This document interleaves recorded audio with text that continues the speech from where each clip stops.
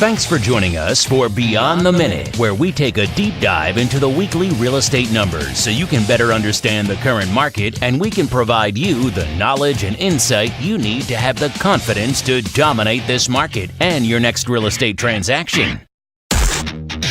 Welcome to the Monday Morning Market Minute. Single family inventory from South San Francisco to Redwood City right now is 150. That's up from 134 of last week. Last year this time, that number was 98. We had 39 homes come on the market. Last year this time, we had 44 homes come on the market. That's interesting. We also had 26 homes go into contract. That's not the 40 number we like to see week in and week out. Last week, if you might remember, that number was 32. Condominiums right now, we have 77 condominiums on the market. That's up slightly from 72 of last week. Last year at this time, that number was 42. We had 21 condominiums come on the market. That's a very big number, much larger than last week's 12. Last year, that number was only 14. And we had 18 condominiums going to contract. That's a healthy number. Here's something that's interesting as well. We had 7 homes either expire, withdraw, or cancel from the market. And we had 12 homes reduce their price. That's a very large number. So total from South San Francisco to Redwood City, single family homes and condominiums, inventory is 227. Now that you've heard the numbers, let's discuss what they mean. And now, your hosts, with over 60 years of local Bay Area experience and hundreds of millions of dollars of closed real estate transactions, Timothy and Dan Gilmartin. Hello, this is Dan Gilmartin, sitting down with the president of the Gilmartin Group, my brother, the realtor's realtor, Timothy D. Gilmartin. Thank you for joining us today on our 8th episode of Beyond the Minute, where Tim and myself go deeper into the meaning with the numbers from the Monday Morning Market Minute. Good morning, Tim. Morning, Dan. So it's February 25th, 2019, and according to the numbers, we are running at a 5-week market, which is healthy pace, but slightly down from last week's 4.5-week pace. And again, we've been saying that we need to see where we are once the market, gets through that February 15th and washes out the New Year holidays with the Super Bowl and President's Day, all the various holidays, to get a better feel on how the market is doing. And when you know it, right on schedule, the market woke up with more inventory last week, just like last year and years in the past. And we had 39 new single-family homes come on the market and a whopping 21 condominium/townhomes come on, where last year that number for the condominium townhome category was only 14. Also very interesting that we're watching is we had 7 homes either expire, withdraw, or just cancel from the marketplace. And 12 homes reduced their price, where last year we only had 2 homes either expire, withdraw, cancel, and we only had 5 homes actually reduce their price. So Tim, after hearing this week's numbers, what are your thoughts? And I'd also, when you're done giving us your thoughts, I'd like to maybe go into a little bit of a history of the numbers. So what are your thoughts after hearing the numbers from the Monday Morning Market Minute? Well, it sounds to me ultimately like the market's right on schedule, as you stated, because, inventory starts with that middle of February. The day after Super Bowl, as we've stated already, is sort of the opening of the market, and people start to get ready to put their home on the market. Most people say sell in the spring, which I always interpret as April 1st. And most people are people, meaning human, meaning they're late. And they show up in June, which is why we have our highest number of inventory in June. But starting with the Super Bowl Sunday through June 1st, people are putting their homes on the market. That's what they're doing. They're getting their homes prepared. They're getting their homes, getting their prices together. They're getting their strategies together. They're putting their homes on the market. So the inventory always builds between the beginning of February and the end of June.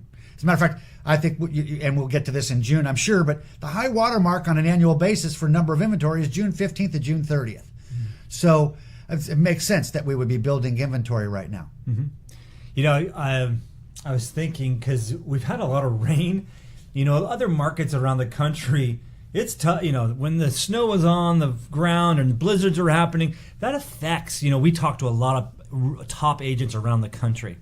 We're part of a lot of networks, and just to hear their type of stories of, the weather can really make an impact on on their market.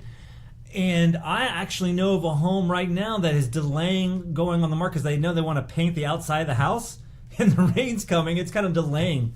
I'm just interested to see what's going on with inventory, and when you talk about April, when the sun comes out, what that is going to look like with maybe more inventory coming on, and yet buyers ready to do. Well, I think you're exactly correct. I think the weather has something to do with everything that happens. I mean, for those people who absolutely have to act now, weather, holiday, none of that matters. But for the average person in the marketplace who can act to this week or next week or a month from today, if it's raining on Sunday or raining on the day they want to go look at property, they may well not go look at property. I have clients looking in Reno, and I keep trying to tell them, don't worry, man, nobody's driving through the snow right now to buy a home in Reno as compared to driving around here looking at homes. It's just surprises me how we get caught up in all these different things, but that's what happens. That's just human nature. Exactly. So history. Let's kind of take a step back, and look at past numbers. So last year, the total inventory was 140. This year is 227. Now, when you hear that, that's like, whoa, that's a big jump, and it is. And yet, in the macro thought in our little world here, that's really low inventory. Oh, absolutely. I mean, it's still 1/3 of 1%, out of the 88,000, 1/4 of 1% of the total inventory. We've seen the inventory on this 3 and 4 times higher than it is today. I mean, interestingly, if you go back to the 2008 when the market was really changing trend, every week there was twice as many sellers as buyers. We were getting 80, 70, 80, 90 listings a week with our standard 40 sales a week. So, inventory builds real fast when you list twice as many properties as you sell. Right now, what did we list last week? 39, and we sold 26 single families. So we sold 75% of that, which are 70% of what was listed. That's a lot different than 50% or listing twice as many as you're selling. It's so amazing to see where we came, how we've come up with this 40 sales, single family we're talking, week in and week out. And you look back like at 2008 and 2009 or, by golly, there's still 40 sales week in and week out, but such a larger inventory. And yet with, what a different pace it is to still kind of have that 40 number with such much less inventory. Right. So it's all, the energy changes based on, buyers and sellers, right? Right now we're in pretty darn good balance. Most markets in the country would beg for a 5-week sale marketplace. Let's be real about that. Yeah. So, for our area, a 5-week market, 4, 5, 6 week market, sort of a balanced type of a marketplace compared to what we've gotten so used to, wherein last year at this time was more like a 2 to 3 week marketplace. And 2 to 3 weeks, man, means things are selling. Buyers are making offers on houses just because they're for sale, even if it's not the perfect one, just because they can't, just because they have to. I made that very point towards the end of today's Monday Morning Market Minute, and I said that we're in a much healthier market for buyers and sellers. Last year and the year before, such a sellers, so heavy on the seller side, so much sellers in so much control. Right. And yet they are still in control today, relatively speaking. But buyers have more to choose from. Interest rates, we just went through last week. It was great news, really. There was no, we might even see this week rates go down again. It's very possible. Hard to believe, but yes. Right? They're down. So they're down. So more stuff to look at more homes to look at for buyers. And like I said in the minute, sellers can still reap the rewards if they price the home right, get the home prepared to go on the market, hire the right agent. They can still get multiple offers. What it really points out is that the sellers actually have to pay a little bit closer attention now than they did last year and the year before about their strategy, their pricing, their presentation, what we're putting to the market for them. We are still, as people ask me, everybody wants to find the market to be softer, and let's be real. It's squishy, which is a lot different than straight up, right? But every transaction we've been involved in so far this year has had more than one buyer for the property. We had 4 buyers last week on the one that we sold, one of our listings we sold last week, so on and so forth. And yet, for instance, I'm on the phone today with a client whose friends have their property on the market with another agent. I don't know what that's all about. The fact of the matter is they put the property on the market incorrectly. They priced it at what it was worth versus what you should market it at, because frankly, pricing property at what it's worth, every buyer looks at it thinking you still want another 5 or 10%, which means it's not worth that to them, and that's why you don't get any offers and it doesn't sell. So the sellers have to pay close attention to strategy to get that which they, the price that they were hoping to get, which means having some guts to bring your price down to marketing. Right. Sometimes you might have to pull a little more air out of it, right? Maybe 10% below versus 5% below to really make happen what you want to have happen. Something that we haven't talked about in the podcast, or really for the Monday Morning Market Minute, is days on market, DOM, as we say around the water cooler. Yeah. And, in our market, you might hear me say, hey, if it hasn't sold in 14 days, the market's saying that the features and benefits don't match the price. Exactly. Maybe it would be better to say 20 days, give it a little bit of breathing room. But in other parts of the country, other markets, days on market is important in all markets. Absolutely. It's just different in different marketplaces. Right. Well, we know, though, and we have a graph for this days on market deal, and the maximum amount of energy is in the first 10 days, and energy dissipates after day 10 through day 20 and becomes pretty slack after 3 weeks, which really points out the most important part about this thing is making sure you capture the market in the first 10 days. Yeah. And that's really about strategy. That's about doing it right. Now, last year, you didn't have to be as fine-tuned as you have to be this year. Again, it doesn't mean you're going to sell for less than you would have sold for last year. I don't believe that's going to happen. But it's going to be a bit different energy, so you have to prepare for that and have your strategy right to capture the energy you need to get the price you were after. Yeah. That kind of also leads into Tales of the Street, this little segment we got going on here with Beyond the Minute.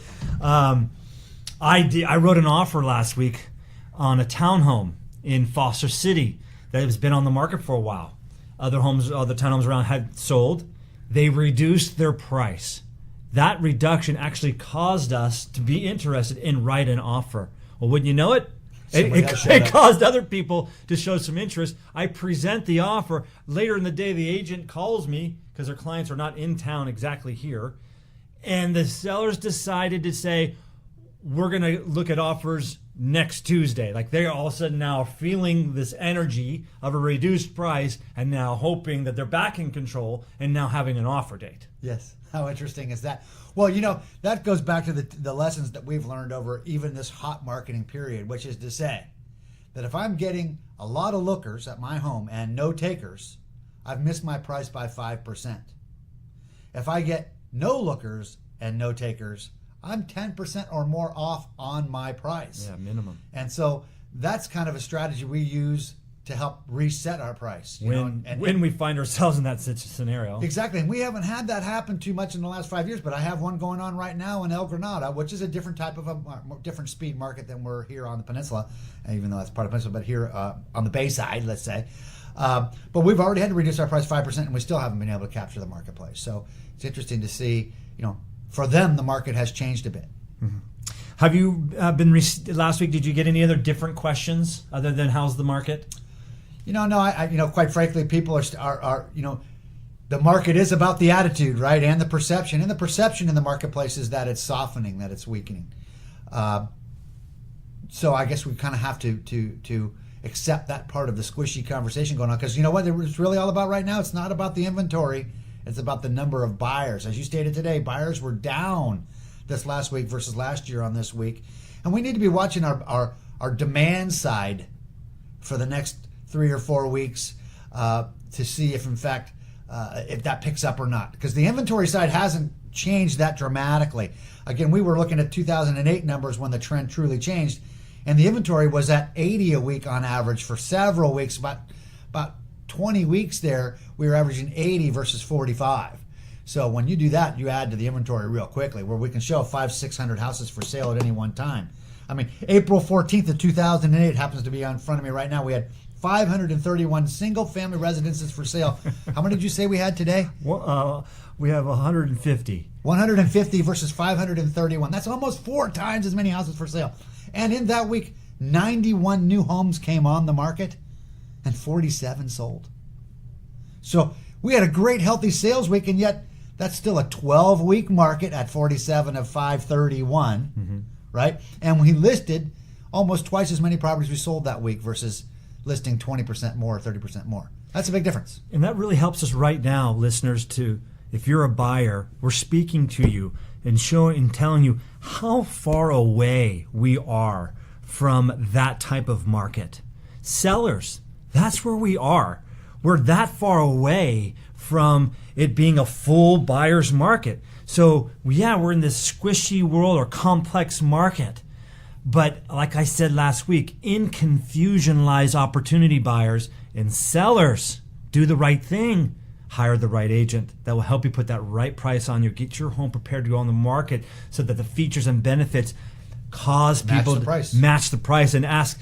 I always say buyers walk in the door and they ask one of two questions: how long it's been on the market, or when are you taking offers? And we're in a marketplace right now where you could do the right way, and you can go either way. You can go either way. Yeah.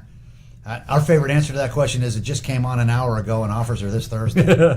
Right? I mean, that's the way it's been. And right now we have some working that way and some not working that way.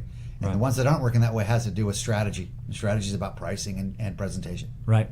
Well, that's a lot of good information. It's time to wrap this up. But I do want to say that this just reiterates that now is the time to stay tuned to be on the minute to see if the inventory, resets or reduces or expands and sells off. Did this new inventory sell off that we just had? You stay tuned to see that, because the question is, will the inventory have a dramatic increase, or will it sell off and keep staying around that 5-week market? Stay tight. You got to stay tight and watch, because it is a day. It's a day by day, week by week. That's why we do this every Monday, quite frankly, because we've been tracking it every Monday. And that's how it gets us in front of the trend. Absolutely. Which is what it's really all about, the trend. Super.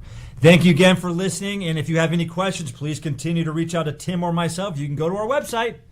That's thegilmartins.com, or email Tim at his address, tim@thegilmartins.com, or you can email me, dan@thegilmartins.com.